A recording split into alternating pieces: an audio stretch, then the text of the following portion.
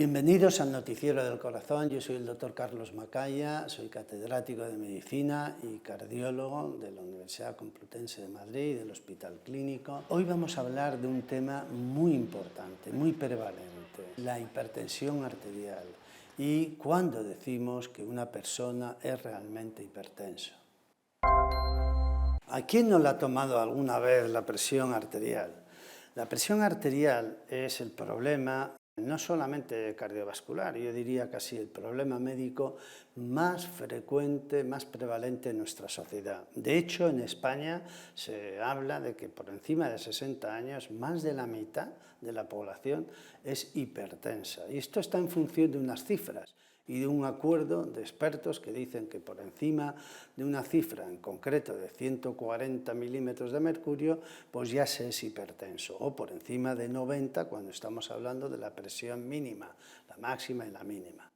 Estas son las cifras y este es el acuerdo de los expertos.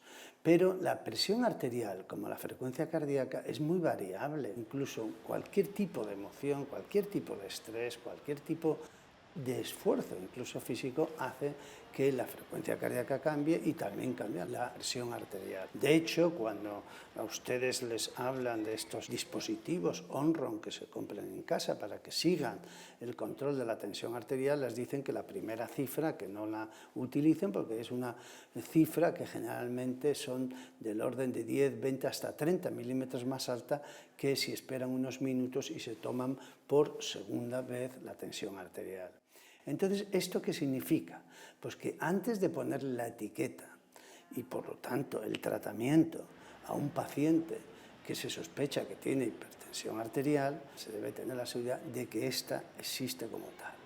Y lo ideal sería no tomar unas determinaciones solo de tensión arterial, sino seguirlas durante todo el día, lo que se llama un holter de tensión arterial o mapa de las siglas en castellano, monitorización ambulatoria de la presión arterial. Y esto se hace durante 24 horas. Este es un dispositivo que se coloca, pues el manguito de toma de la presión arterial y que automáticamente cada cuarto de hora o cada media hora va a hacer una determinación de tensión arterial que va a registrar una grabadora y también va a registrar la frecuencia cardíaca. Al cabo del día tendremos pues del orden de 60, 80 determinaciones válidas de presión arterial, tanto nocturnas como diurnas, por la mañana, por la tarde, en determinados momentos, y veremos cómo fluctúa esa tensión arterial y veremos qué patrón de tensión arterial tiene. Generalmente por la mañana suele ser un poquito más alta que por las tardes, pero lo que sí veremos es si más del 30 o 40% de las mediciones de la tensión están por encima del rango normal.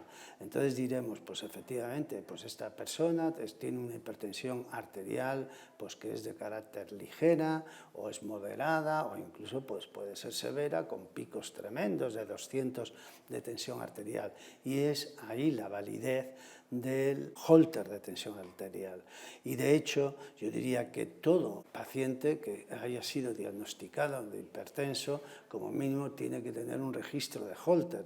El registro de holter no solamente vale para el diagnóstico, porque luego a este paciente, en función de las cifras de tensión, le vamos a tratar.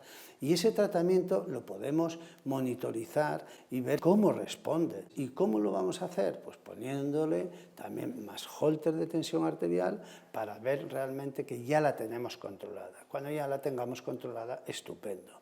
Efectivamente, adicional y complementario a estos holters de tensión arterial, pues tiene el paciente su dispositivo en casa, el cual pues se le enseña, él se familiariza con él y perfectamente se tomará las tensiones y las escribirá y sabrá además cómo tomarlas, desechando siempre la primera de las tomas. Y de esta forma buscaremos la complicidad del paciente en su autocuidado, en el autocontrol de la tensión arterial y su tratamiento.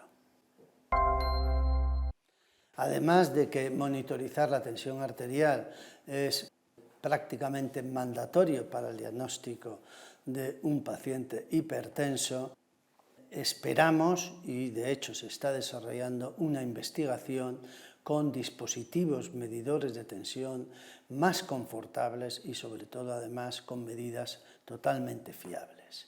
Les esperamos en el próximo Noticiero del Corazón.